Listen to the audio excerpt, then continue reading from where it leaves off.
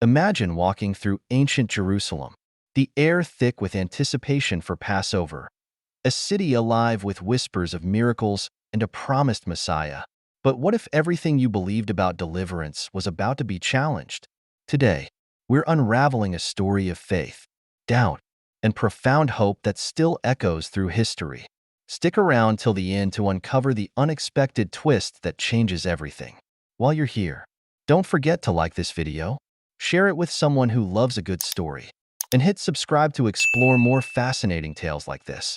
And hey, tell us in the comments, what would you have done if you were in Eleazar's shoes? Let's dive in. The clamor of the marketplace drifted through narrow alleys as Eleazar guided his family toward Jerusalem's southern gate. It was the week before Passover, and pilgrims flooded into the city, their voices blending with the braying of donkeys and the cries of hawkers. Dust swirled under their sandals as Roman soldiers, stationed at the entrances, watched with cold, assessing eyes. Eleazar, a devout Jew with lines of worry etched into his brow, pulled his wool cloak tighter around his shoulders. His wife, Miriam, followed closely, carrying a basket of early figs. Their teenage son, Asher, struggled to match their brisk pace while balancing a small clay jar of oil under one arm. Whispers had reached their village to the north, whispers of a teacher who spoke with authority, who healed the sick and stirred hope among the desperate. Some called him Yeshua of Nazareth. Others dared to say he might be the Messiah. Eleazar was skeptical. He knew prophecies spoke of a liberator, a scion of David's line who would overthrow Israel's oppressors. But the Romans still ruled, their banners snapping in the breeze atop the Antonia fortress. Where was the promised king's sword? Miriam glanced at her husband, sensing his tension. She, too, had heard the rumors of blind men seeing, lame men leaping, and hearts awakened. Asher listened with boyish excitement, eager to witness something extraordinary. He had known only the heavy hand of Rome, and the thought of deliverance sparked his imagination. As they approached the gate, the fragrance of spices, sweat, and incense mingled in the spring air. They would soon join throngs preparing for the holy festival. Yet beneath the festive veneer, questions weighed heavily. Could this mysterious teacher truly be the one they'd long awaited? Or was he just another voice in a restless land? Within the city, Eleazar led them past rows of merchants selling dried fish, pomegranates, and baked flatbreads. The streets were thick with dialects from distant regions: Galileans, Judeans, Alexandrians. The hum of expectation hovered in the warm air. The temple's white limestone walls gleamed beneath a bright sky, its grandeur reflecting the holiness of this season. Asher's heart beat faster. He had never seen Jerusalem so alive. Men discussed scripture, debating passages about the promised Messiah. Some insisted the chosen one would appear any day now, while others recalled self-proclaimed saviors who had come and failed. The Romans, helmets flashing, stood at intervals to maintain order, their presence a constant reminder of foreign rule. Miriam squeezed Asher's shoulder when they passed a group murmuring about the Nazarene. "They say he's performed wonders outside the city," said one man, adjusting his prayer shawl. "I've heard he healed a leper," said another. "Some say he raised a dead man in Bethany," a woman whispered. Their voices crackled with awe and suspicion. Eleazar frowned. He knew the scriptures. The Messiah would restore the kingdom of David. Could a mere healer achieve that? Yet there was an undercurrent in these rumors, something gentle and profound, not just might or revolution. He wondered if such a figure could unify Israel. They continued deeper into Jerusalem. Tiered homes leaned over narrow lanes, and children darted around carrying clay dolls.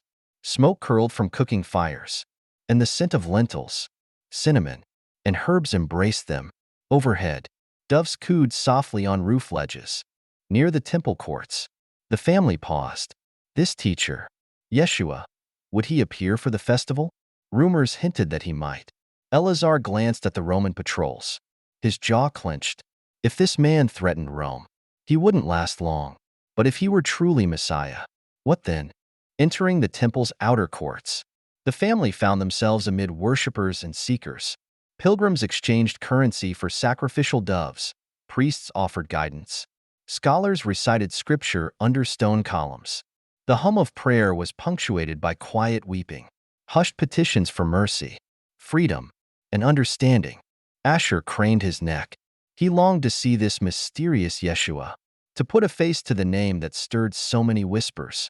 He had imagined the Messiah as a towering figure with a commanding presence, a man who would stride boldly through these courts with the confidence of a king. But where was he?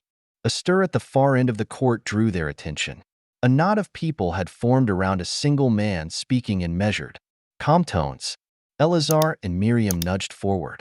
Through the shifting shoulders and scarves, Asher caught a glimpse, a bearded man, simply dressed, standing quietly. He was not shouting, not calling for revolt. Instead, he spoke in parables. At that moment, Yeshua's voice rose clear, "Blessed are the merciful, for they shall receive mercy." Asher blinked. That hardly sounded like the war cry of a liberator. Yet the crowd pressed closer, hungry for more. Some nodded thoughtfully, others frowned in confusion. A Pharisee nearby folded his arms, lips tight. Miriam felt a sudden warmth, as if the words reached into her heart. She had always tried to be kind and just.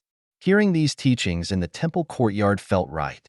Somehow, Eleazar, meanwhile, furrowed his brow, trying to reconcile these gentle words with visions of a Messiah who would break Rome's chains. They listened as Yeshua spoke of loving one's enemies, of seeking purity of heart. The message was different from what they expected. It sounded holy, yet strangely unfit for a people desperate for deliverance. The next day, the family rose early, eager to see if the teacher would appear again.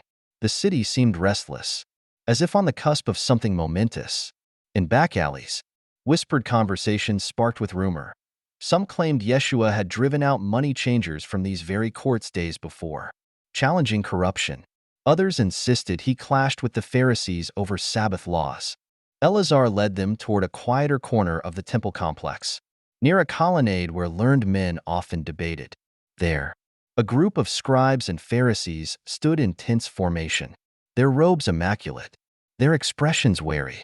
They cast sharp glances at a small cluster gathered around Yeshua. Asher watched a scribe step forward, voice crisp, "Teacher, what is the greatest commandment?" Yeshua answered with quiet authority, "You shall love the Lord your God with all your heart, soul, and mind, and love your neighbor as yourself." The onlookers murmured, was this not at the core of the law? Yet as Yeshua and the religious elite exchanged words, something else simmered beneath. The Pharisees questioned his authority, demanded signs. Yeshua responded with parables that subtly challenged their interpretations. He spoke of humility and sincere worship rather than empty rituals. Miriam sensed unease among the leaders. Could it be that this man's teachings threatened their standing, their delicate balance of power with Rome? Eleazar, arms folded, studied their faces. He saw fear, suspicion, and something else, the dread that their traditions were being upended. As the exchange ended, Yeshua departed quietly, leaving questions hanging in the temple air. No swords, no rallying cries, yet the tension was as thick as incense. Asher exhaled, heart pounding. He realized that if this truly was the Messiah, he was unlike any hero they had imagined, and that frightened him. On the eve of the festival, the city's mood darkened. Rumors spread quickly that Yeshua had been arrested during the night. Soldiers had taken him from a garden outside the city after one of his own followers betrayed him with a kiss. Eleazar paced in their rented upper room chamber, stunned by the news. Asher, wide-eyed, asked, if he's the Messiah, how could he be captured so easily? He expected miracles, armies of angels, some dramatic rescue. Instead, there was only betrayal and silence. Miriam tried to comfort the boy. She recalled stories of prophets misunderstood, imprisoned, and even killed. But the Messiah? Was not the Messiah supposed to triumph? Outside, torchlight flickered against stone walls as temple guards hustled through cramped lanes. Whispers drifted through the windows. A secret trial. Accusations of blasphemy. The teacher who spoke of love and mercy now faced condemnation. Eleazar rubbed his forehead. He had approached these events with skepticism, But now he felt only confusion and sorrow. He had wanted a champion against Rome. If Yeshua had shown divine power, now was the moment to use it. Instead, he surrendered. Near dawn, the family ventured to a courtyard near the high priest's residence. A crowd huddled beneath an iron-gray sky.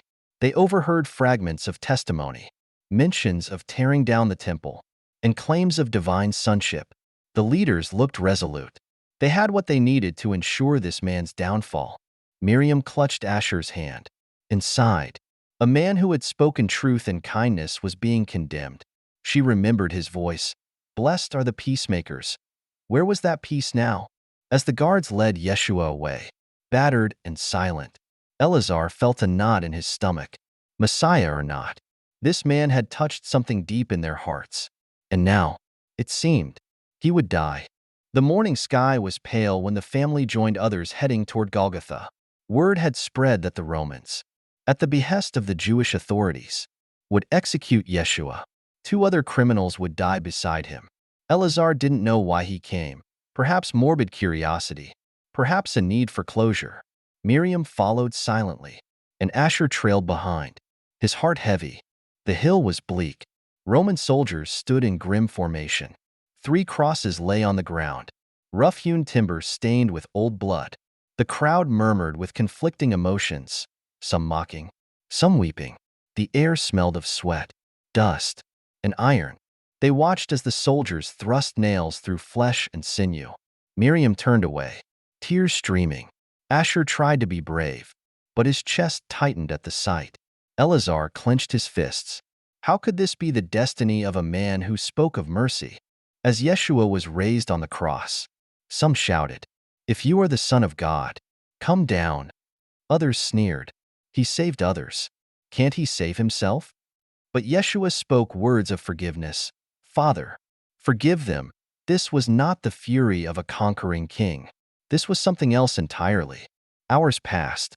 Darkness fell unexpectedly over the land. The crowd grew quiet, uneasy. With a final cry, Yeshua breathed his last. The earth trembled, and Eleazar's heart pounded in fear. Was this a sign? Could his death itself fulfill some prophecy? As the soldiers lowered lifeless bodies, a hush fell. Miriam hugged Asher close. Eleazar's eyes burned as he tried to understand.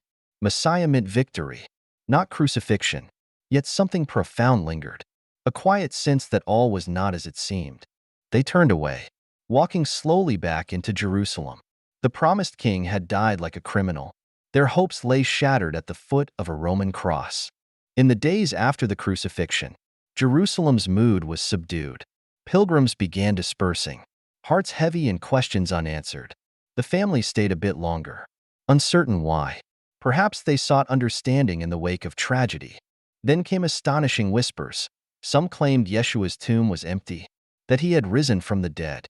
Others scoffed at the idea. Eleazar almost laughed at the absurdity. Dead men did not rise.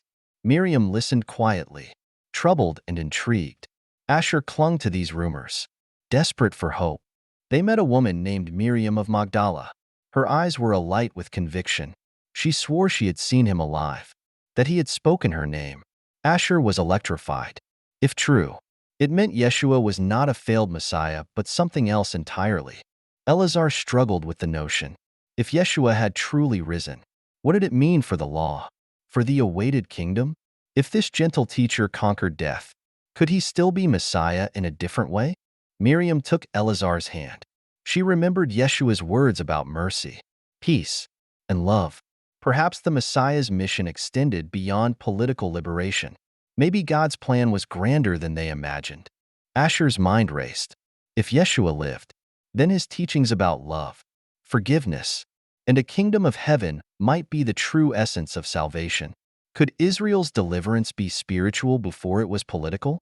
They sought out some of Yeshua's followers, now gathering discreetly in homes. There was fear. If leaders condemned the teacher, his disciples were in danger. Yet they radiated joy and purpose. They read scriptures differently, pointing to Isaiah's suffering servant as a prophecy fulfilled in Yeshua's death and resurrection. Conflicted, the family stood at a crossroads. Would they see Yeshua's fate as a tragic end or a new beginning that transcended every expectation? Several days passed, and Asher found himself drawn to these gatherings of believers who now referred to themselves as the Way. They spoke openly about the risen Yeshua and how his death wasn't defeat, but the pivotal moment in God's salvation plan. They insisted that the scriptures pointed to a Messiah who would suffer and then enter glory. One evening, they read aloud from Isaiah. He was despised and rejected by men, a man of sorrows. Asher shuddered. The words seemed to echo Yeshua's fate. They read on about one who bore our infirmities, and by his wounds we are healed. It was unsettling but also enlightening. Could the Messiah be both a suffering servant and a king? Eleazar stood apart, arms crossed. He had grown up learning that the Messiah would restore the throne of David. Isaiah's words had long been understood differently. Many rabbis saw Israel itself as the suffering servant. Yet these followers claimed it was a single man. Was this an innovation or a revelation? Miriam listened, heart stirred. The complexity of God's plan astounded her. Maybe the Messiah's mission was to heal humanity's spiritual wounds first, bridging the gap between God and his people. Politics and power might be secondary. A disciple recounted how Yeshua forgave his executioners. This radical love resonated with Asher. He saw in it a promise that went beyond narrow tribal hopes. If Yeshua overcame death, maybe he overcame all barriers, including those between Jew and Gentile. As they left that gathering, the family walked in silence. Night winds murmured through empty streets. Asher dared to hope that they were on the cusp of understanding something profound, that the Messiah's victory might not be a military conquest, but a triumph over sin, separation, and the final enemy, death itself. In the weeks after, Jerusalem settled into a fragile normalcy. The festival had passed, but lingering tensions remained.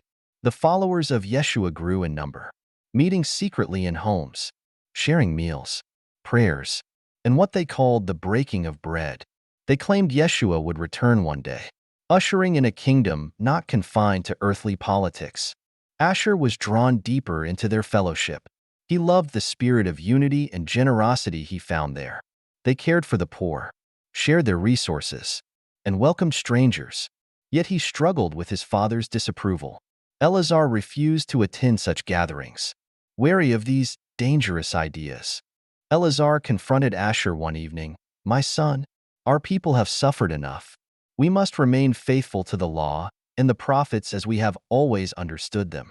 Don't be led astray by new interpretations." Miriam stood between them, tears in her eyes, hoping to mediate. But Asher tried to explain.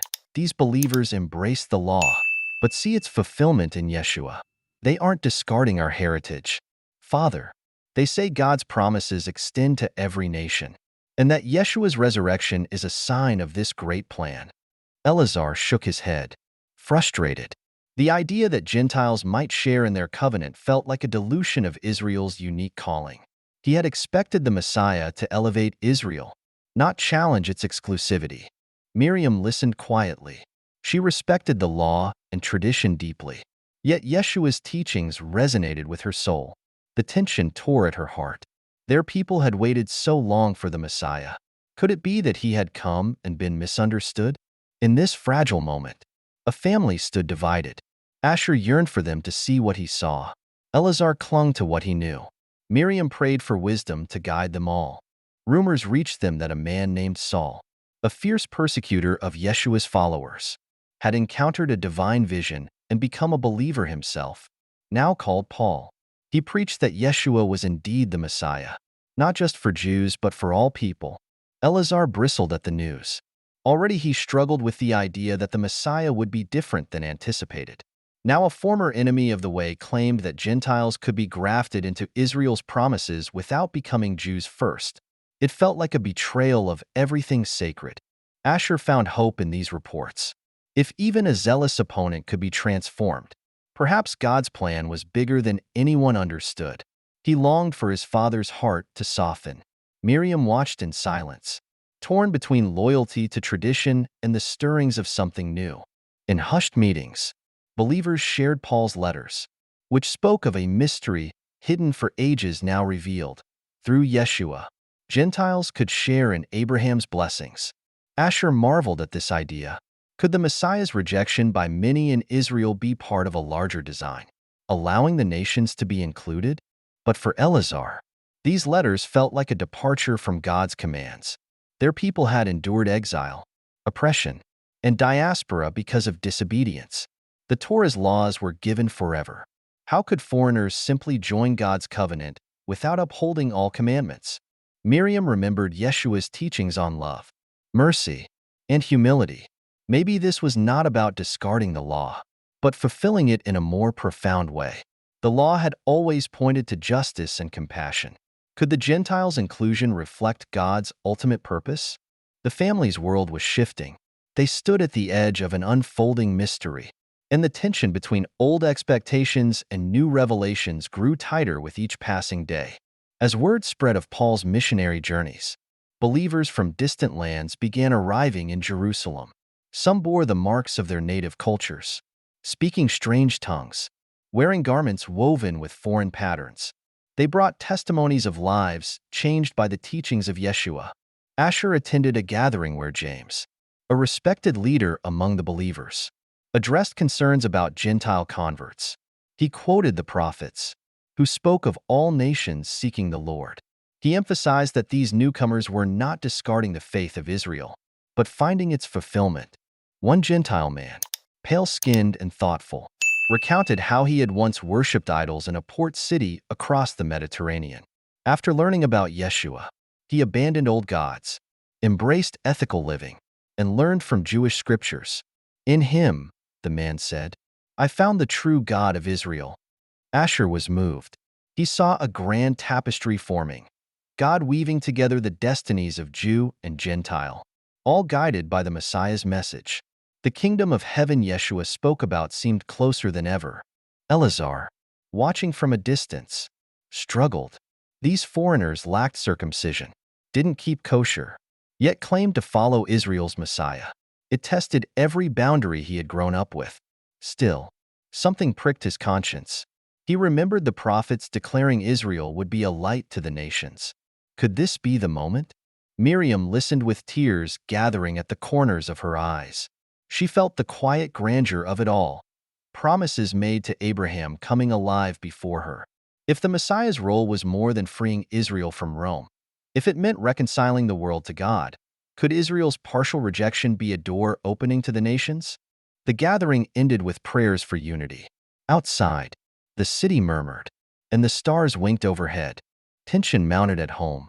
Asher's growing involvement with the believers strained his relationship with Eleazar to the breaking point. One evening, Eleazar confronted him, fists trembling. Enough, Asher, he said, voice choked with anger. You chase after these people who twist the law and confuse our traditions. You dishonor your ancestors. Asher tried to explain his conviction that Yeshua was the promised Messiah, that his death and resurrection forged a new covenant. But Eleazar's face hardened. He accused Asher of abandoning their people. Miriam stood helpless, heart-aching. She understood her husband's fears. Their identity was shaped by obedience to the Torah, by centuries of struggle and perseverance. This new teaching challenged old certainties. Yet she had also glimpsed the depth of Yeshua's message. She did not know where she stood, only that her family was fracturing. Eleazar raised his hand, then stopped, tears in his eyes. He pointed to the door and said, If you insist on following this way, leave. I cannot have this under my roof. Asher lowered his head, anguish twisting his chest.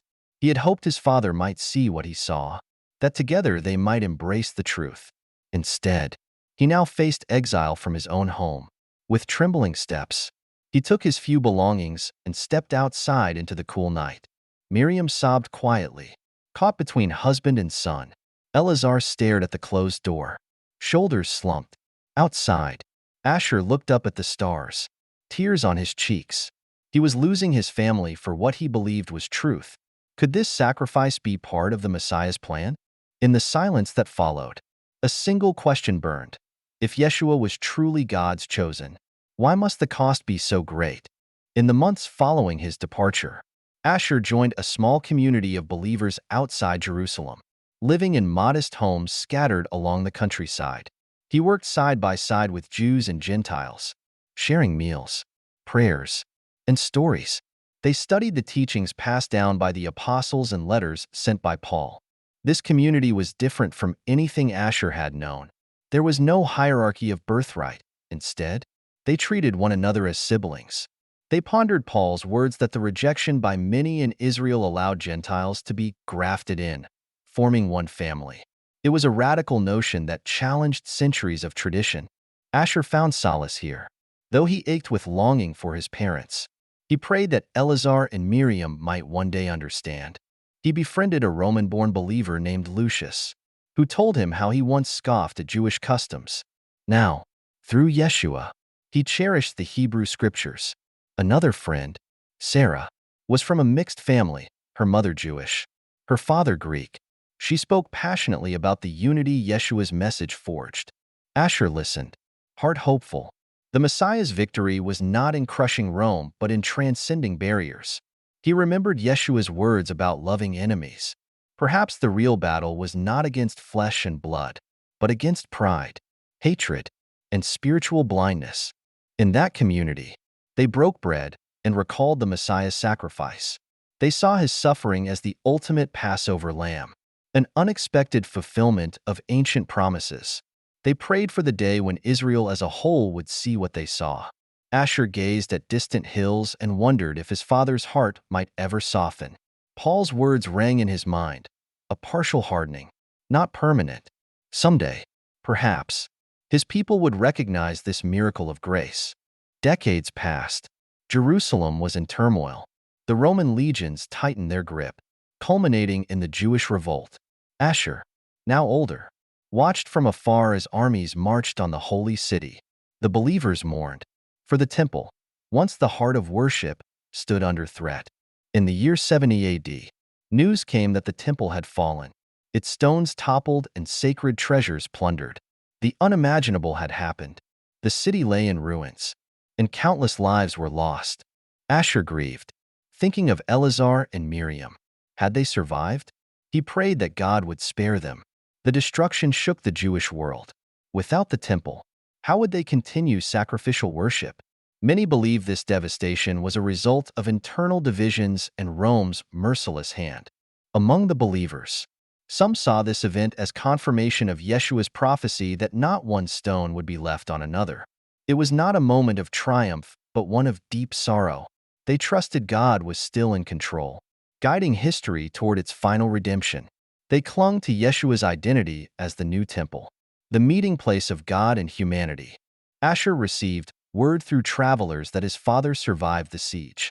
Barely. Eleazar had lost friends and neighbors. The horrors he witnessed shattered many of his certainties. Perhaps now, in the ashes, he might reconsider Yeshua's message. Miriam, it was said, had tended to the wounded. She carried sorrow with every breath. The couple was forced into exile, wandering among scattered Jewish communities. Israel's identity was shaken. Without the temple, how to maintain faith? The believers grieved too, but they knew their faith was not tied to a single building. Their Messiah had spoken of worship in spirit and truth. Could this new era push more hearts to seek that deeper connection? In the scattered communities of believers, some still wrestled with how to interpret the temple's fall. They gathered in hidden places to pray, share bread and wine, and read apostolic letters. Asher, now a respected elder among them, gently guided discussions. The destruction confirmed something profound. Faith was no longer anchored to a physical structure alone. The Messiah's death and resurrection established a new covenant, one that transcended bricks and mortar. The Spirit now dwelled in the hearts of believers, Jew and Gentile. They read passages in Paul's letters describing the congregation of believers as a spiritual temple. Stones replaced by people, cemented together by love and faith. The old sacrifices had found completion in Yeshua's ultimate sacrifice. The law's ethical demands lived on in transformed hearts rather than ritual alone. Yet Asher grieved for his people. Many Jews rejected Yeshua, clinging to what remained of their identity. Without the temple, rabbis would eventually reshape Judaism into a faith sustained by Torah study. prayer, and communal life.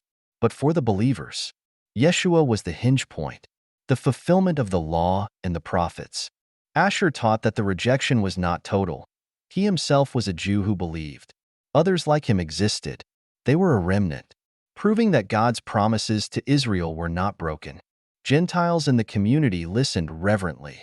They recognized they owed their faith to Israel's story. Yeshua, an Israelite, had brought them into the covenant. They prayed for the day when more Jewish hearts would open. In this painful era, faith adapted. With the temple gone, understanding of God's plan deepened. Believers stood between old and new worlds, holding on to hope that one day all Israel would see the truth, and that Jew and Gentile would stand together, worshiping as one family. As Eleazar listens to Yeshua speak of mercy and loving one's enemies, he's torn. Where's the promised sword to overthrow Rome? Let's pause here. What do you think? Could a message of peace ever truly conquer an empire? Drop your thoughts in the comments. We're curious to hear if you agree with Eleazar's doubts or Miriam's quiet faith. Centuries passed. The early conflicts and questions were preserved in letters, in traditions, in whispered memories. The family line of Eleazar and Miriam endured, though scattered through lands far from Judea. Over time, one branch remained Jewish, carrying forward the Torah and traditions, while another branch, descendants of Asher, aligned with the followers of Yeshua, now called Christians. As history unfolded, Christianity and Judaism traveled separate paths. The bitterness of misunderstandings and past persecutions grew. Tragically, some Christians forgot their humble origins in Israel's faith and turned hostile toward Jewish communities. Forced conversions, discrimination, and even violence cast a long shadow. For generations, Jewish communities clung fiercely to their identity. They remembered the promises to Abraham, Isaac, and Jacob, the covenant that set them apart. The Messiah, they still believed, would come one day to restore Israel and bring peace. The figure of Jesus remained, for many, a stumbling block, associated with centuries of suffering. Meanwhile, Christians spread across the globe, forging a faith that integrated Greek philosophy, Roman governance, and myriad cultural influences. They adored Jesus, calling him Christ, the Son of God. Over time, theological structures solidified. Many Christians forgot that their Messiah was Jewish, that he arose from a people shaped by the Torah. The divide seemed unbridgeable. Each side carried wounds and convictions deeply rooted in their histories. The once shared story diverged into parallel narratives. Yet the ancient words of Paul's letters survived.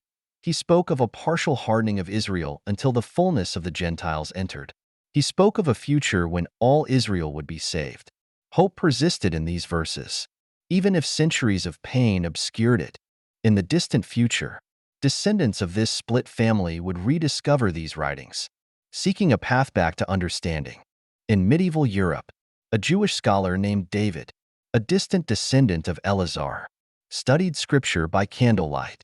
Forced into a cramped ghetto, he wrestled with foreign doctrines that demanded he acknowledge Jesus as Messiah.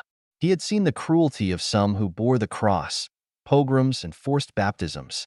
David held the Torah close to his heart.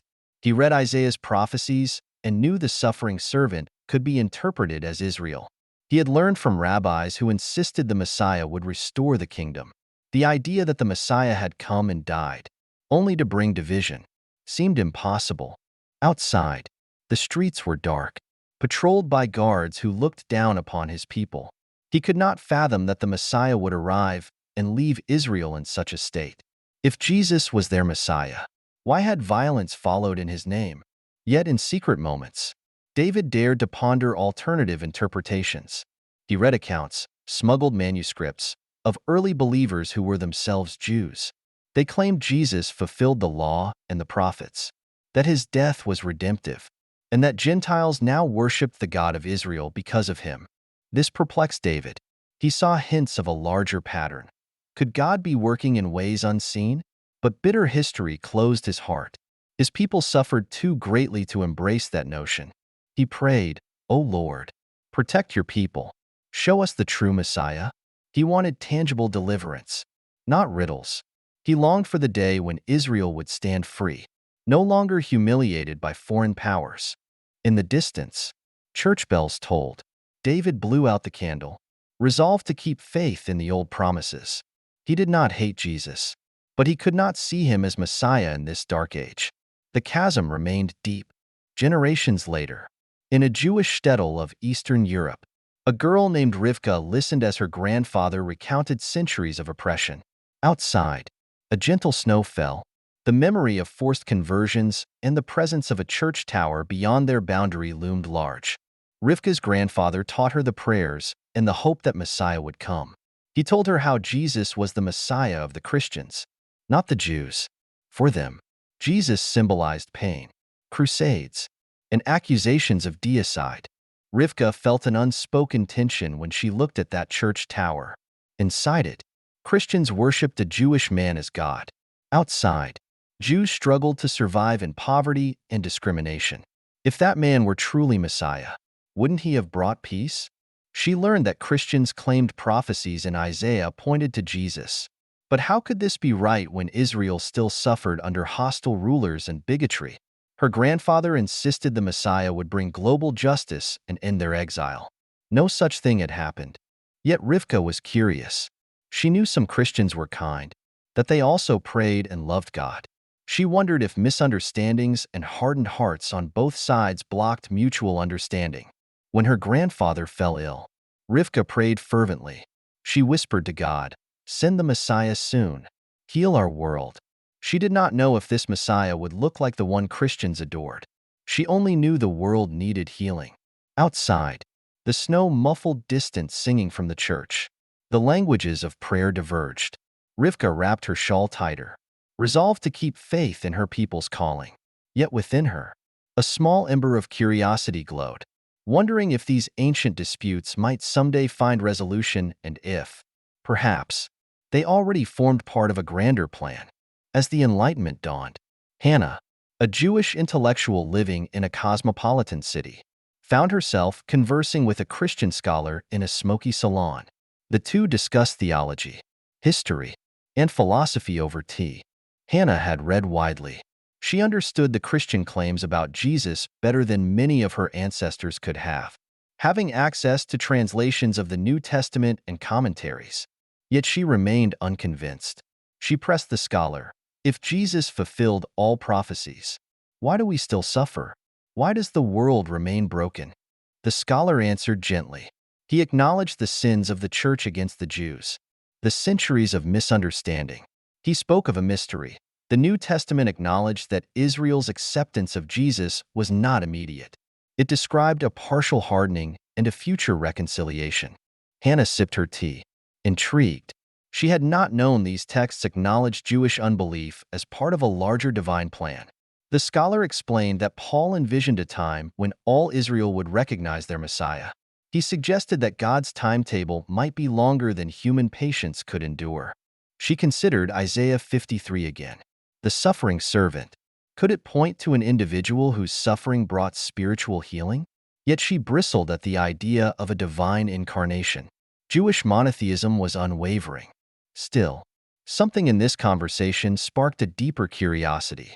Hannah realized that the Christian narrative did not always ignore Jewish concerns. Some Christians grappled earnestly with the tension, longing for reconciliation. They parted amicably. Hannah walked home beneath gaslit streets, pondering the idea that maybe the Messiah's plan was unfolding across millennia. Her skepticism remained, but it softened slightly. Could there be layers to God's plan that neither side fully grasped? In the distance, bells chimed softly as she stepped into the night.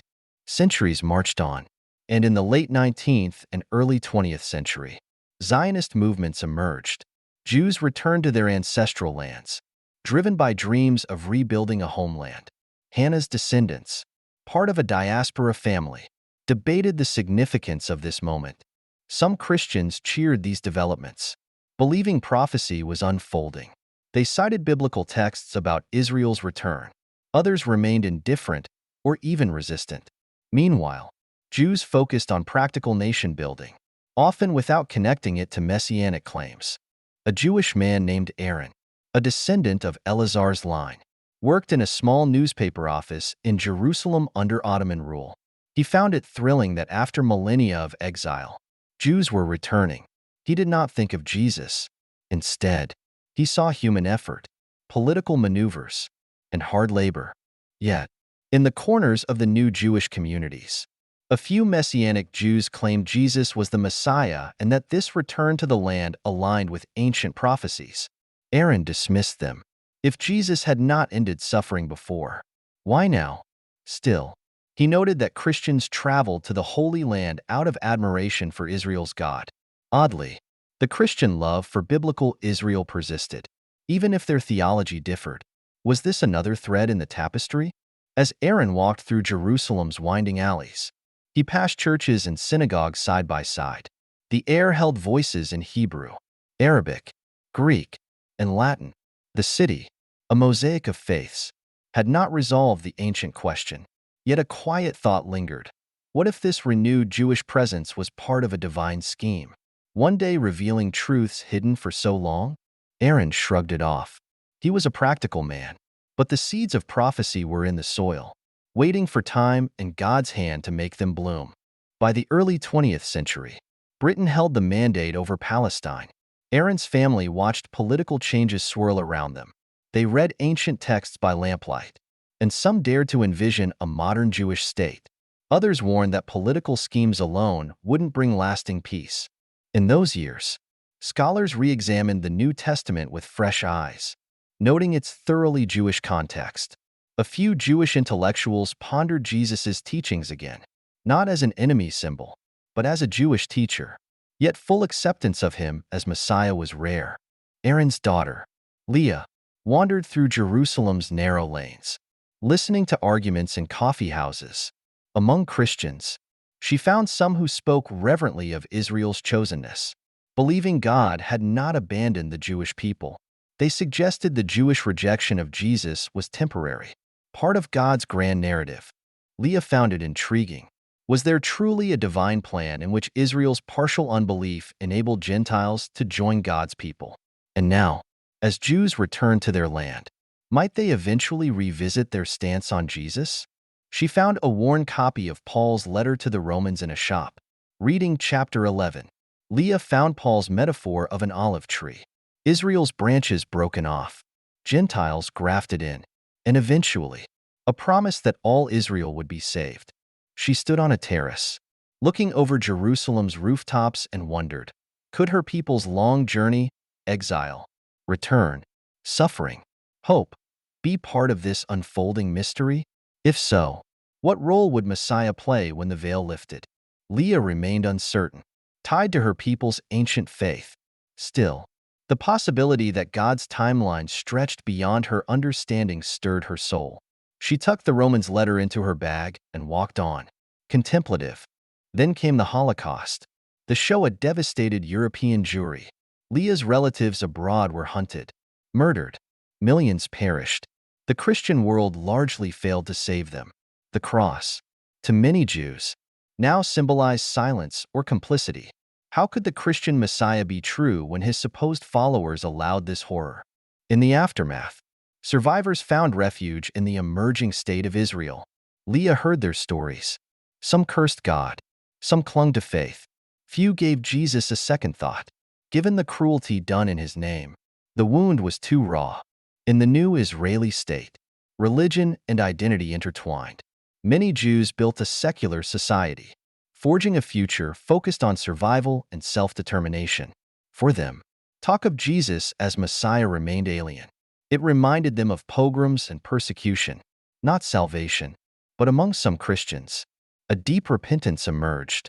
They acknowledged past sins against the Jews, recognized Jesus was Jewish, and began to support Israel's right to exist.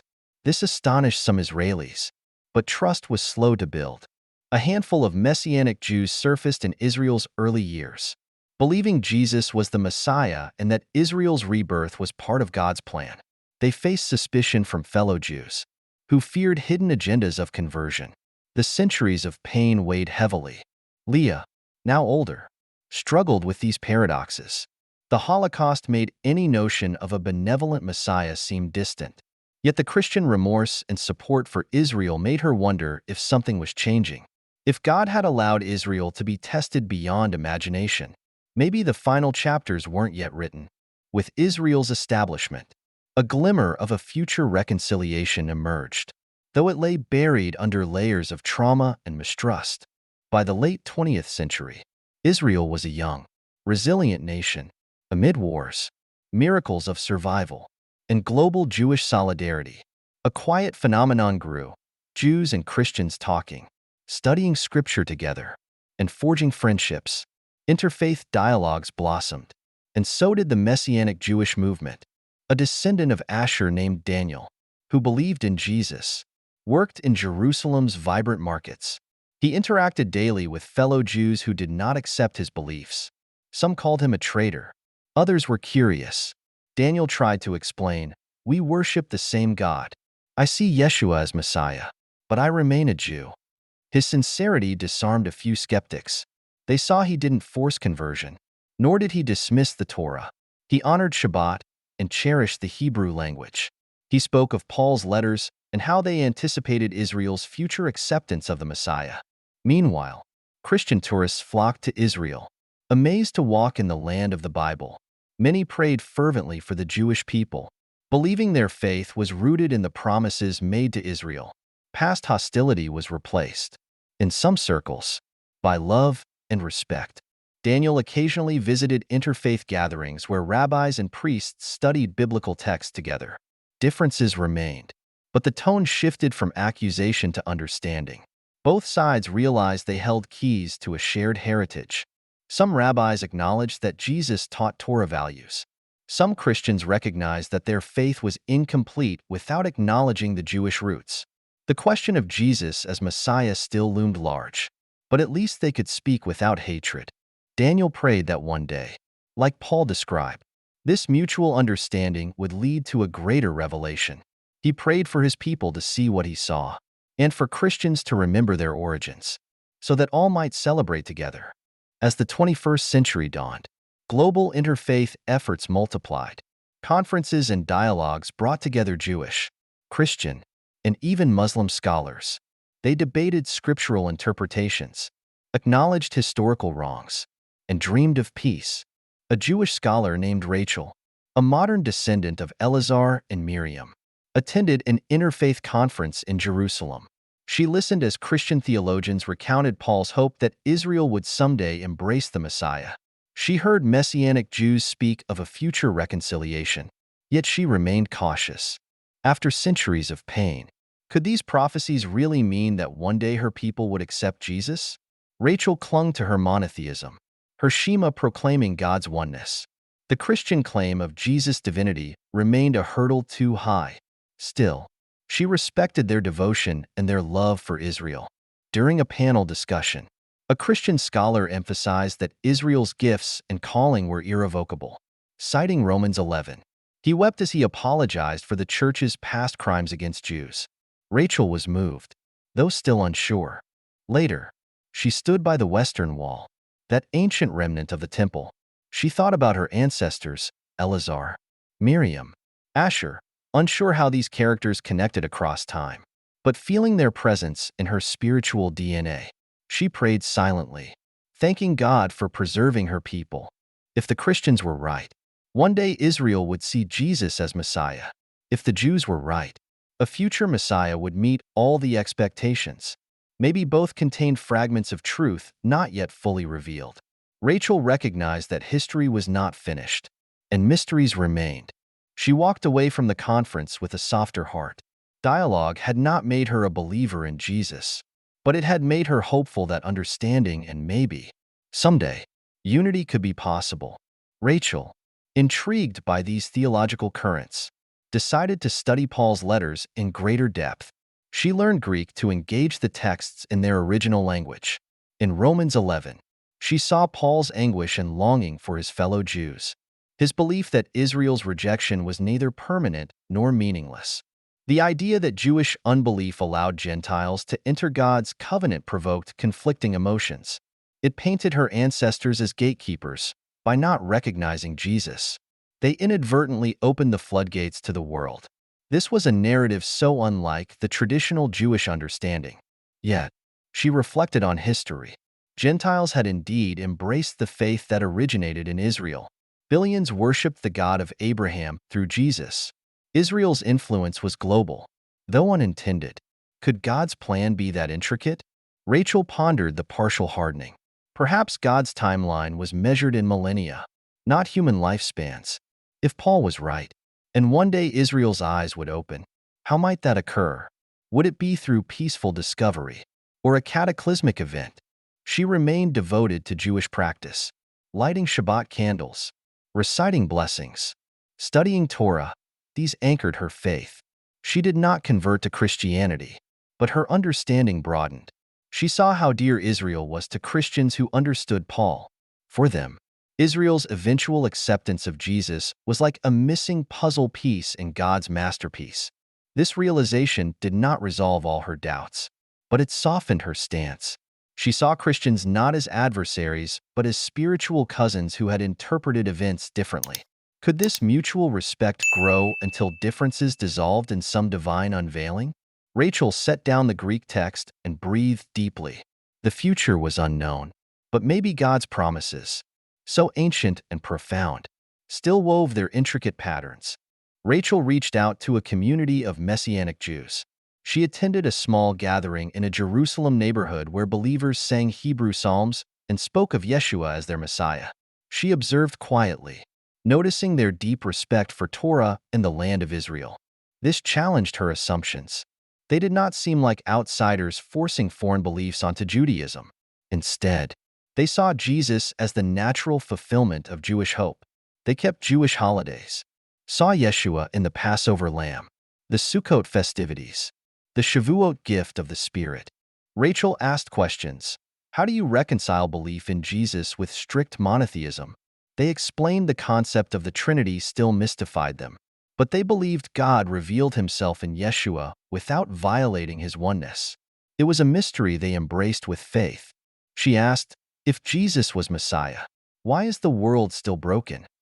They answered that redemption unfolds in phases. The Messiah had inaugurated a kingdom that would one day be fully realized. In the meantime, believers were to reflect God's love. Rachel struggled with these ideas. Yet seeing Jewish believers articulate them within their cultural framework made her question the finality of her rejection. Could it be that God allowed this complexity so that future generations might discover truth from multiple angles? She did not come to a personal conclusion that day, but she understood that the debate was not just an ancient conflict. Real people, devout Jews, embraced Jesus without abandoning their identity. Perhaps this was a sign that the partial hardening was beginning to lift. As she departed, she felt a strange peace. They parted with blessings of shalom, a reminder that they all still worshiped the same God, seeking his face in faith and hope. Invited to another interfaith dialogue at a small auditorium near the Old City, Rachel listened as rabbis, Messianic Jewish leaders, and Christian scholars discussed Isaiah 53. The atmosphere was respectful, if cautious. One rabbi argued that the suffering servant represented Israel, whose trials would eventually bring redemption. A Messianic Jew countered, showing how the text matched Yeshua's life. A Christian scholar emphasized how early believers saw Jesus' atoning death as central to God's plan. Rachel watched, fascinated. Here was the ancient crux: how to read these prophecies.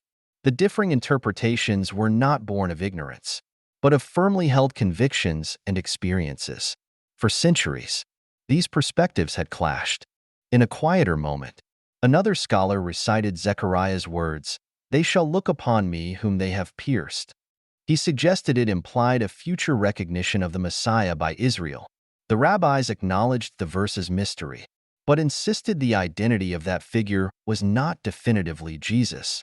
Yet, Rachel sensed that everyone in the room longed for clarity. The tension, centuries old, still lingered. Would they witness a day when such verses were understood in unity? After the session, Rachel found herself speaking with one of the Messianic Jews. He said he respected Jewish tradition deeply, that believing in Yeshua had deepened his reverence for Torah. Rachel admitted that seeing Jews who truly loved their heritage and yet embraced Jesus challenged her preconceived notions. They parted with mutual respect. Rachel felt a subtle shift inside. She still did not believe as they did, but she no longer saw them as enemies of Judaism. Instead, they might be witnesses to a dimension of God's plan that would unfold in time. As dusk fell, she stepped into the old city's winding streets, pondering what future generations might discover. Late at night, Rachel stood before the western wall, the ancient stones glowing in lamplight. Pilgrims pressed folded prayers into crevices. She whispered her own, "God of Abraham, Isaac, and Jacob, guide us to your truth. Heal our divisions." She recalled everything: her ancestors' suffering, the rise of Christianity, centuries of conflict, new respect emerging, the mysterious prophecies, and Paul's words. If one day Israel recognized Jesus as Messiah, what would that mean? A massive reconciliation, healing old wounds. But how to overcome historical pain? Rachel understood why so many Jews rejected Jesus. Centuries of forced conversions and anti-Semitism had cast him as a symbol of oppression. Reconciling that image with a loving Messiah would not be easy. Yet, witnessing Christians who repented of past wrongs and Messianic Jews who embraced their heritage gave her hope. Perhaps this was God's patient work across time, gradually changing hearts. She pressed her forehead against the cool stone. The promise that all Israel would be saved sounded radical. Could it be metaphorical? Or perhaps it awaited a future day. She did not know, but she sensed that God's covenant was unbroken. She thought of Asher and his struggle to convince Eleazar. Their family story, if she knew it, would show how the initial rejection and eventual acceptance of Messiah might take many lifetimes to unfold. She felt humbled by the vastness of God's plan. Raising her head, Rachel stepped back. The wall loomed silent and ancient, a witness to millennia of longing. She turned away, carrying a mixture of faith, caution, and hope. The path forward was unclear, but maybe the journey itself was part of the design, a slow unveiling of mysteries and meanings hidden in plain sight. Over time, Rachel realized that the Jewish rejection of Jesus was not a simple error. It was rooted in legitimate expectations and a profound reverence for God's oneness. Nor was the Gentile embrace of Jesus a mistake.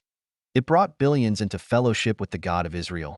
She recalled Paul's metaphor: Israel's partial hardening allowed Gentiles to join the covenant. If this was true, then the Jewish experience carried a unique responsibility.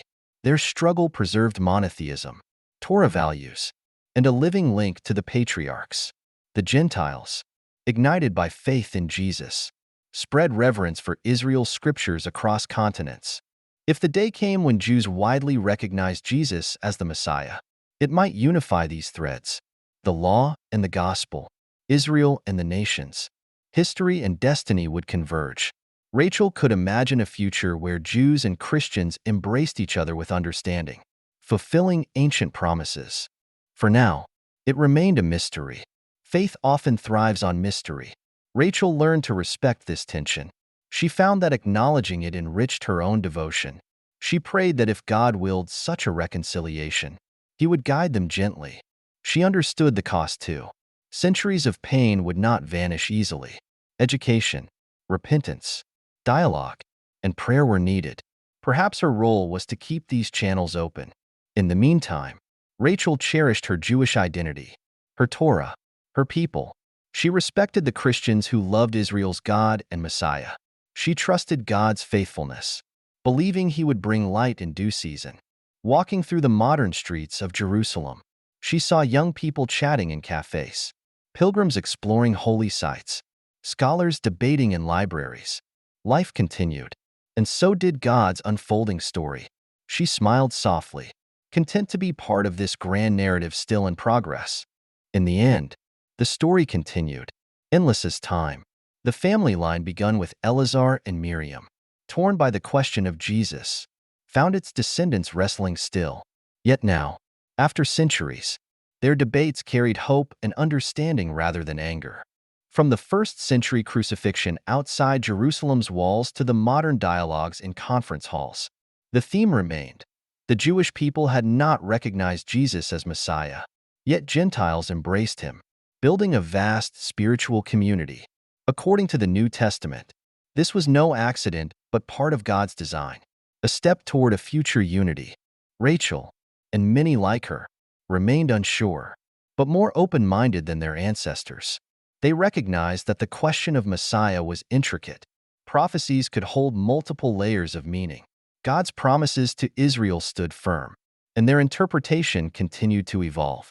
For Christians, the Jewish rejection did not invalidate Jesus' mission. Instead, it confirmed the necessity of Gentile inclusion, fulfilling ancient prophecies that all nations would worship the God of Israel. Their faith did not diminish Israel's role. It depended upon it. The final outcome remained in God's hands. Some believed that in the fullness of time, Israel would see what had been hidden. Others thought the Messiah's role was different than both Jews and Christians currently imagined. Rachel concluded her personal journey with quiet acceptance. She did not need all answers now.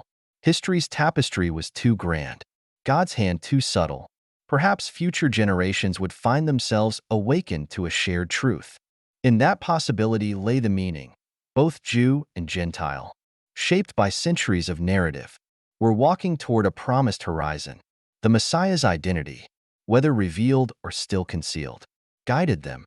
In the twilight of understanding, hope flickered, steady and bright.